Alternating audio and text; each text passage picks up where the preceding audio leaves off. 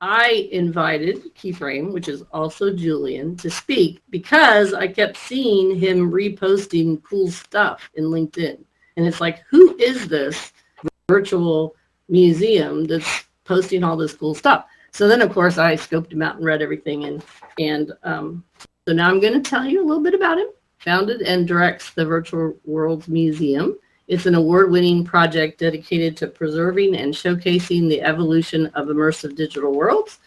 In recognition of its impact, the museum was honored with the 2025 Aurora Impact Award and selected for the M100 Spectrum Metaverse Innovators Award, placing it alongside industry giants such as Epic Games, Roblox, and Meta.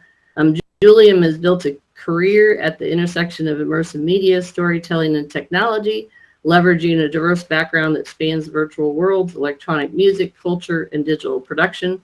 Before founding the Virtual Worlds Museum, he launched Keyframe Entertainment, which explains his other name, a medium production company that has supported VR experiences, documentary films, and interactive storytelling projects for over a decade. His work in music festivals, transformational culture, and digital storytelling has provided him with a deep understanding of how immersive experiences shape both art and society. And so he is going to tell us more about this virtual museum of his and what he is up to. All right? Awesome. And thank you so much for that great introduction. I really appreciate the opportunity to speak. The Virtual Worlds Museum is a passion project. It is also a culmination of many years of exploring technology, art, and entertainment. Our objective is to enrich knowledge of XR and preserve the history of virtual worlds. So we're focused on education, research, the preservation of worlds, XR ethics, community building. As Terry mentioned, I worked in entertainment, in festival culture, in electronic music films. I've worked in various platforms creating virtual worlds. My company, Keyframe-Entertainment.com, if you want to find more information about my past project. The evolution of this project of mine started when I gave a talk at AWE about mapping immersive worlds. And this was about 2.5 years ago, where I was looking at worlds in 3 different categories. Cataloging all of these platforms gave me a vantage point of how many and how diverse and how different they all were.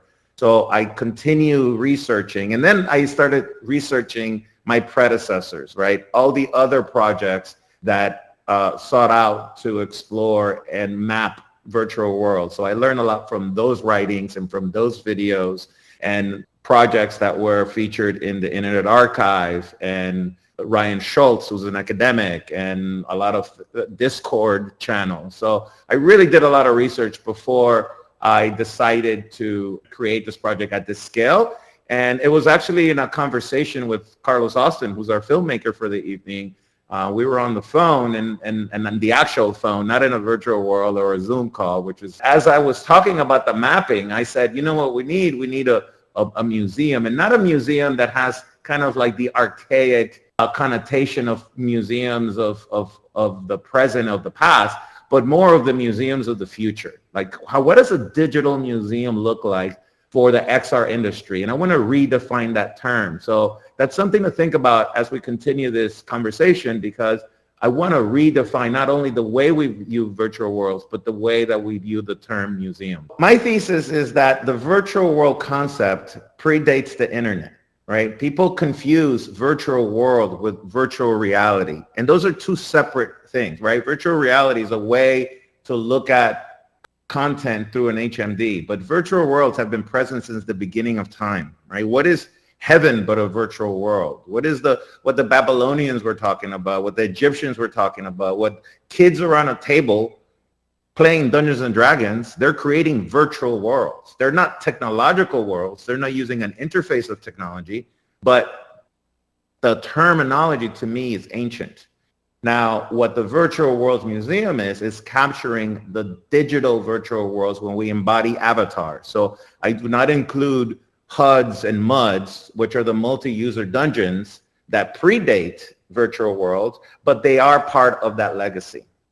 And what I have done is organized all of the virtual worlds into 6 different categories. Now, please note that some of these worlds can be categorized in multiple categories, but this is the best way that I found that I can create interactive exhibits to then give tours about all of the different worlds. So the top 2 that are in purple are completed, and these are your most popular worlds, right? The worlds that a lot of people know about, right? That's one of the differentiation of the WebXR.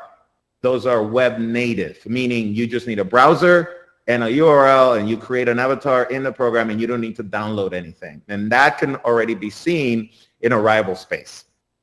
You can see that right now live. And in there, we feature Frame VR, Spatial, Nowhere, VR Land, and others. The second exhibit, the VR and Apps exhibit, we created in Horizon Worlds, and we're finalizing that exhibit now. And these are your really popular experiences where you actually need to download something to your computer or use a head-mounted display. These are basically your most popular worlds, and I'm creating these exhibits where you can actually go and learn about them as if you're a representative from the future looking at these platforms. The third exhibit is the most dear to my heart, and I think I have a lot of support from academia in building this, which is the Sunset exhibit. These are the worlds of the past, the worlds that have perished. And the list that we have, it is the most comprehensive list in the internet right now, because we've organized it by the time that the year that they were created and the year that they closed. And in there we feature Habitat, Alakazam, Altspace, which is an experience that a lot of people loved. Mozilla Hubs, which actually has now rebirthed as the Mozilla Foundation. High Fidelity. And as a fun side note, I actually met Randy Farmer, one of the co-inventors of Habitat, which is the first virtual world that used the term avatar. Now, a couple of years prior to that, there were video games using that term, which is borrowed from Sanskrit, and it means a god embodying a human on Earth. And Habitat is the first virtual world to utilize that term, which I find that really interesting. This is in the mid-'80s. Then we go into the games exhibit. The games exhibit is really interesting because although we highlight your game-centric worlds, right? Your Fortnite, your Minecraft, Roblox would technically be a game, but we are featuring it in the VR and Apps exhibit. This exhibit, which we haven't built yet, will be an interactive experience which actually showcases all of the game museums in the world. And we've already compiled that list, museums of games in Japan and in Berlin and in Switzerland and the US. And what I want to create there is a way for people to explore the game virtual worlds through the lens of museums that exist. And now that some of these museums have found out what we're working on, they want to put a kiosk on their brick and mortar museum of the virtual worlds museum. So, which is really interesting, right? Because you're in a game museum and then you sit down at a console and then you're able to navigate the virtual world museum through that affiliation, which I find really exciting. The specialized exhibit is all of your niche worlds, right? All of your education worlds, your private platforms, your walled gardens, also your open source worlds that I'll speak about in a second, your simulation, your omniverse. So this is really like the totality of what really makes up the metaverse, right? If you look at all of these worlds, in my opinion, I say that virtual worlds are the seeds of the metaverse. But like a forest only becomes a forest when the roots of the trees actually interact with mycelium and the mushrooms, and they create a network where they help feed each other. And that, to me, is the future of the metaverse. And that is the reason for this mapping. To really understand what's to come, it's to map all of the virtual platforms, virtual world platforms, and not just get caught up in what is the biggest one, the one who gets the most monthly users, or the ones that makes the most money, or the one that has the best graphics. Our objective is to track and map all of the platform. And then the last exhibit, I am creating these exhibits which are interactive experiences that live in other platforms in just the order that we're creating them. There's no hierarchy of what's better and what's worse. It's just how I have determined is the best path of least resistance to create all of these. And all of these 6 exhibits will live in different platforms, and then they will be connected to our Virtual Worlds Museum 3-dimensional world that will be hosted by us. This is a long-term project. The two purple have been built. The 2 in the middle that are like a light purple, those are in progress. And after those are done, those will turn purple. And then the last 2 would be built. And when these exhibits are done, then we'll connect them to the Virtual Worlds Museum. This is just a way for me to illustrate that this is an ongoing project. The last one is your blockchain worlds. And there's a lot of like negative stigma in all of these. So I'm being very careful in how I map these, right? A lot of them can be considered like scams. There's a lot of worlds that they're just trying to capitalize on the blockchain crypto hype. So I'm going to need a lot of support from the blockchain community to figure out which are the worlds that we're going to feature, and then which are the worlds that I'm still going to mention on the website as we could not verify their existence, or we feel that they didn't generate enough to actually launch. So these are considerations that I'm thinking about. And in the blockchain exhibit, you have your Decentralands, your Sandbox, your HyperFi, your Somnia Space, etc. Now, here's where really things get super interesting. As we're building these exhibits, we're also creating hubs in all of the platforms, right? So a hub is a room or a space or a world in these platforms. The Spotlight video series is really interesting because we're telling the story of virtual worlds through a narrative that 2 avatars from the Virtual Worlds Museum team, Sehu and Inkenso, actually go through these portals and they travel to the virtual worlds, and we interview the world builders and we interview the owners. And Inkenso is voiced by Ivo Heining, who's been working in this field for over 20 years. He actually showed Second Life to the United Nations 2 decades ago. And Sehu is an artificial intelligence, a character that we are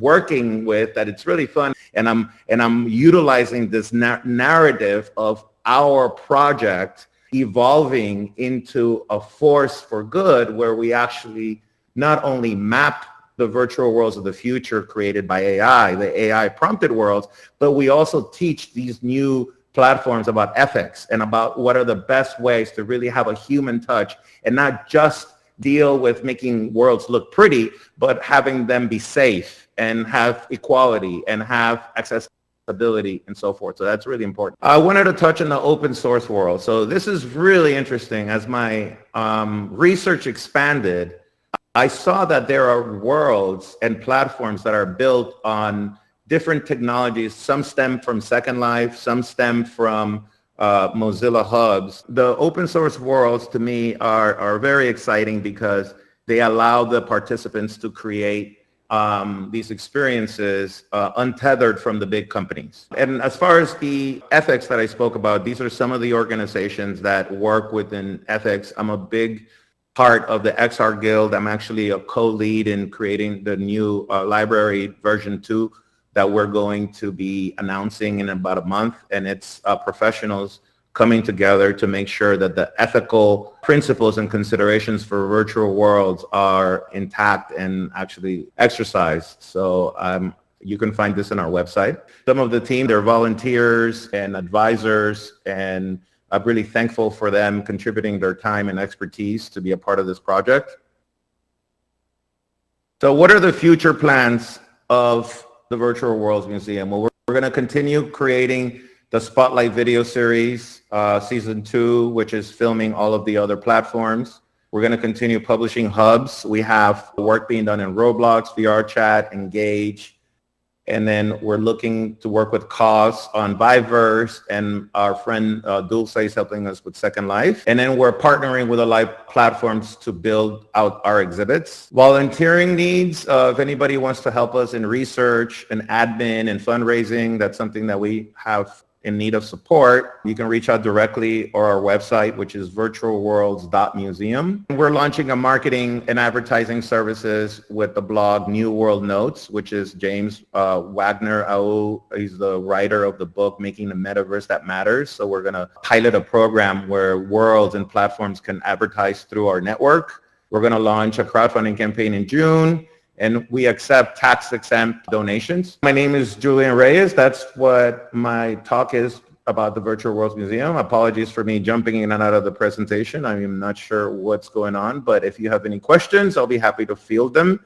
And there's a QR code with my email address, and I'm happy to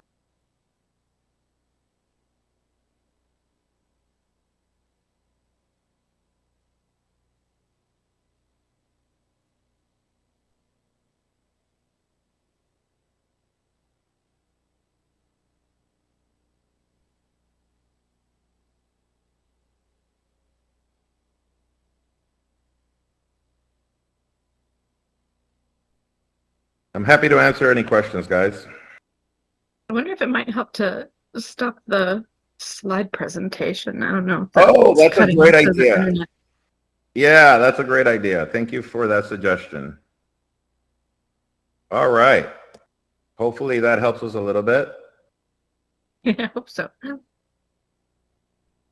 Did it ask, are you aware that Outspace VR, the creator, has announced on Reddit that they are starting it back up again? I can clarify some of that. He's not really the creator. He's someone that had purchased a type of licensing to the brand. And I believe that he may not have access to that. I connected with him on LinkedIn trying to get more information. He's planning to use a backend called Basis VR, which is an open source.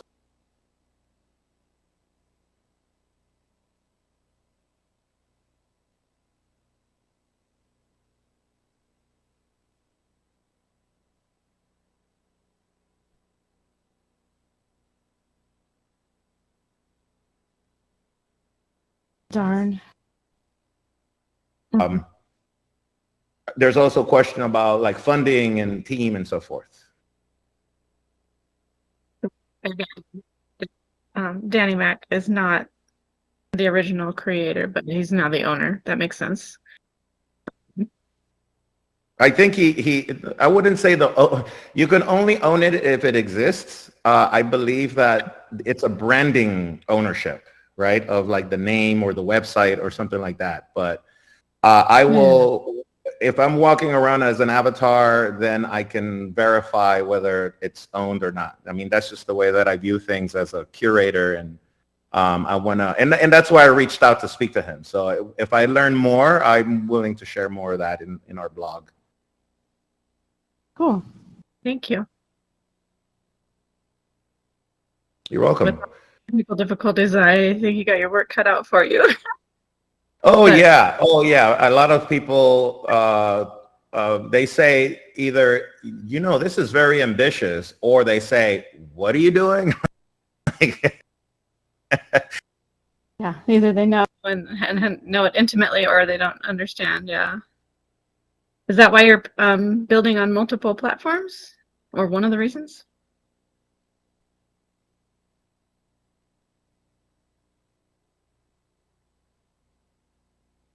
Use the platform's tools, or you need to learn Unity or Blender, but right now you're at a point where you can build worlds with prompts, and I think that's really going to bring us to kind of like the beginning of websites, right? Because at the beginning of the internet, a lot of people didn't even understand what they were, and then every business had to have it in order to survive, right? In order to be a part of the commerce. So I'm really putting a stake in the ground with these 6 exhibits to try to like categorize all the virtual platforms and prepare for the worlds of the future, which I already started tracking.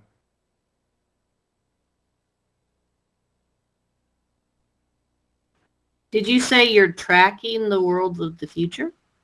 Yes. So meaning there are platforms that allow you world creation. right? There's some that, and we're actually working on an internal tool right now with our AI agent where you can say, create a red classic car, right? So what you do is you have an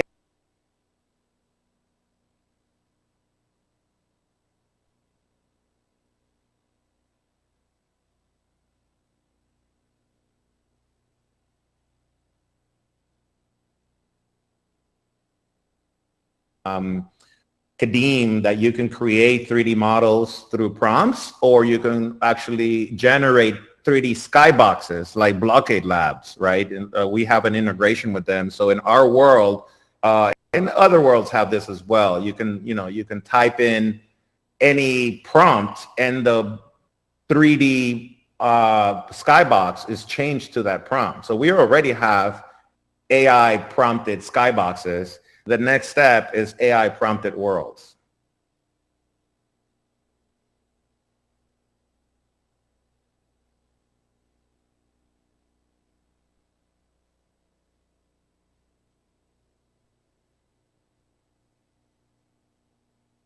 Do you still have your arrival space? Yes, thank you very much for asking about that. So you can find that on our website. If you go to virtualworlds.museum, that is the actual link is the WebXR exhibit. And I worked with Lisa Egger of Arrival Space on that world. He won the Aurea Award in Germany, and it's a really, really interesting world because it's almost like an airport to the metaverse, right? It's like a mini teleportation experience where you can actually walk your avatar through a gate and then go into another platform. An extension of that work is the work that we're doing at Meta Traversal with Ben Irwin and Julie Smithson. I know Karen's been a part of that, Terry Schusler, and you can find that in our partners page. And with Meta Traversal, we actually video ourselves in groups traversing through different platforms. So I'm not from world to world, not like, within Spatial or within Horizon, but actually have a gate that takes you from like Frame VR into VR land, and your avatar changes, but we do it in a group. So it's like an expedition of metaverse travelers, and that's called Meta Traversal. I'll put it in chat just so you guys have the link. But it's a really cool effort, and I'm glad that you mentioned the WebXR exhibit in Arrival.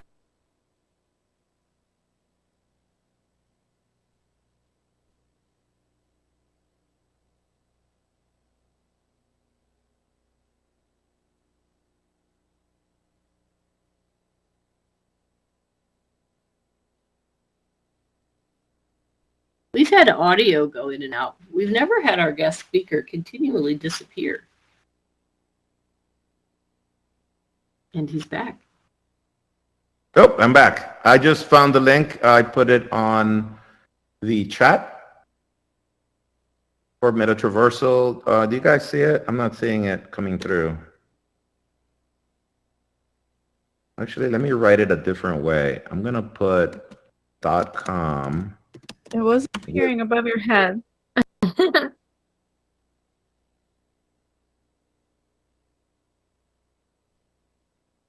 That was a really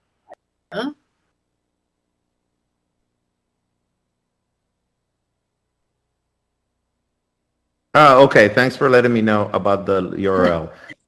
Sorry, I didn't mean to get all up in your face here. Back to my seat. That was an accident. No worries. Great to see you. Yeah, you too. See you in so many different worlds. Hopefully I see you at a... Yeah. Right. Some wonderful friends here, and I am looking forward to seeing a lot of you in June at AWE. Many of us will be there. The Augmented World Expo happens in June in Long Beach. So if anybody is really interested in XR and VR and all of the different facets of our community and technology, that's a really good expo that happens in Long Beach. So Celeste is going to be there, so that's awesome. Are you going to be there? Yes. Augmented World Expo. I'm typing it out. I've spoke at the last two of them. I'm not speaking at this one, but a lot of my team is, and I'm going to put a post on our blog and on our socials of all of the teams that are going. I will be co-hosting a mixer with the XR Guild. We had a really cool party last year, and it's called the Ethical Mixer. And Celeste, who's here, she actually DJ'd at that, and we had a fun time. So that's also what makes it cool, is that you get to interact with all of the different XR professionals from around the world. Have you considered having an account on Blue Sky?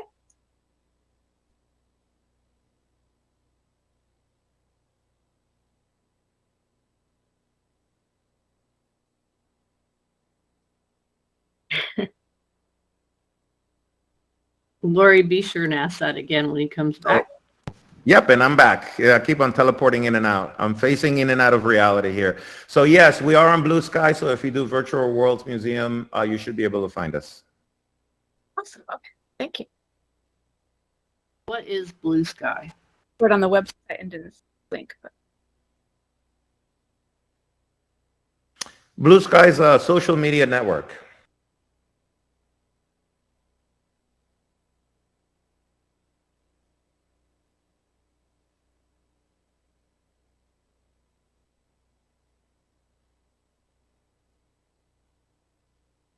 Hi, Juju.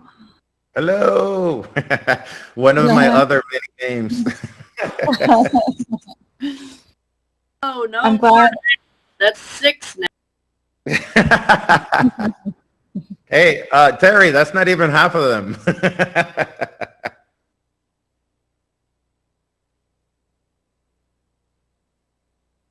I'm psyched about AWE, Juju. Keep me posted on what's going on with the planning.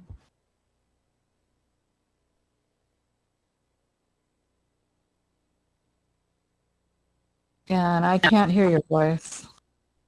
Nope, there he goes. I wonder if it's this camera, because there's like 2 cameras going on in here, right? I see one floating around and then a still camera. That's Carlos. Oh, it is Carlos. Okay. Yes. Hi, Carlos. Hello, Celeste. You're multiversing, Juju. Yeah, I know. I'm not sure why. My internet is at full bars, and I can't explain it. So it's one of those metaverse technological glitches. No worries. Just popping in to support.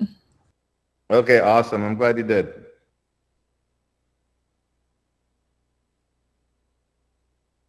Any other questions? Terry, if you want to...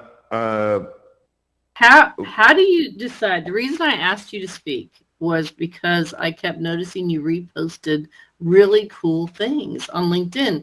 And I don't, we get a zillion things on LinkedIn. How do you notice the really cool stuff? Like, how do you pick what you repost? And yeah, that's a great question. So to go back a little bit in my career, I started as a 3D animator for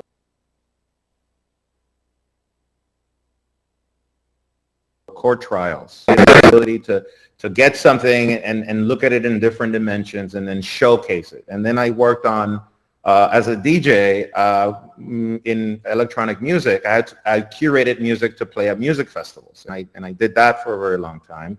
And I also worked on some films, and the films were about curation of festival culture. And you can find those in the Keyframe Entertainment website.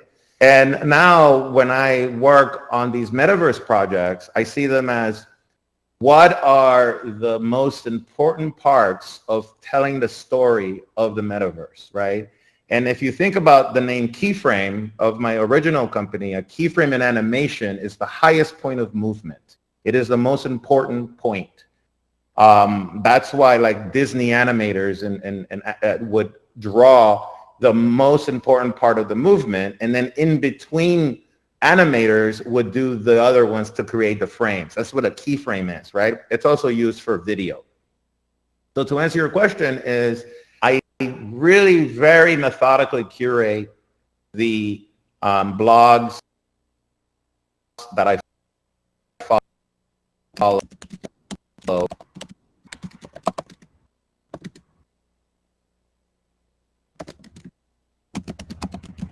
and the people that I follow.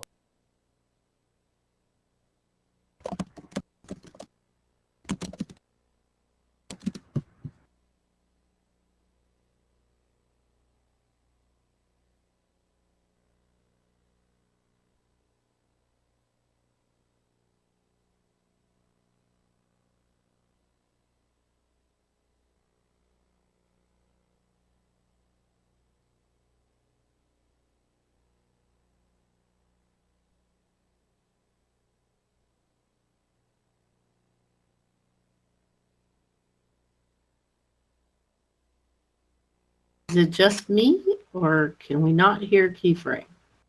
I cannot hear him. I can't hear him. Keyframe, we can see you, and it looks like you're talking, but we can't hear you.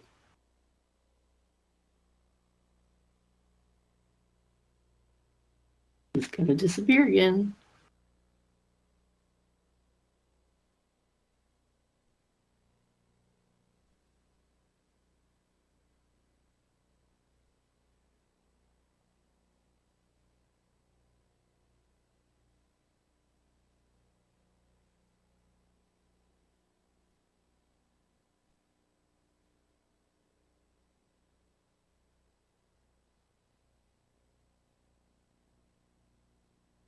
And I think he's gone again. He will be back. Just so you know, we will meet next month, the end of the month. Celeste's, not Celeste, Tristia's husband is going to present on Unity. And I will be in New York, so I will not be here. But Tristia's husband will be presenting next month. Hello, hello. All right. Hello. Welcome back. Yeah. Apologies about that again. I have no idea what's going on. What's funny is that I do have one of my tracks under my many names, a moniker is called I'm Back Again. So here I am. No more names. You know, I'm keeping a list. You are. I am. Because one, I've never had anybody disappear as many times as you have. I And know. What's funny is that I was at a music festival and somebody asked me, so Keyframe, how many names do you have? And I said, by the time I leave here, I'll have more. That was my official answer. I mean, we could end a little early given my phasing in and out, if you like. I'll be happy to answer another question. Connected with him on LinkedIn. Connect with him because he reposts really interesting things. And he doesn't send you any annoying emails or texts or messages or whatever. Thank you. Thank you for saying that. Yes, it's Julian Reyes. And if you want to find me, just add the word Keyframe next to your search on LinkedIn and you'll be able to find me there. Thank you very much for your time and also for inviting me to speak. Virtual World Museum, obviously we all are interested. Thank you everyone for coming. Same place, same time, last Wednesday of the month. And we'll meet every month. Anybody? Thank you so much, guys. I really appreciate your time. Take care. Bye-bye. Thank you. Thank you very much. Nice to see you, Julian. Bye. Bye. Oh, I'd like to Bye. keep in touch.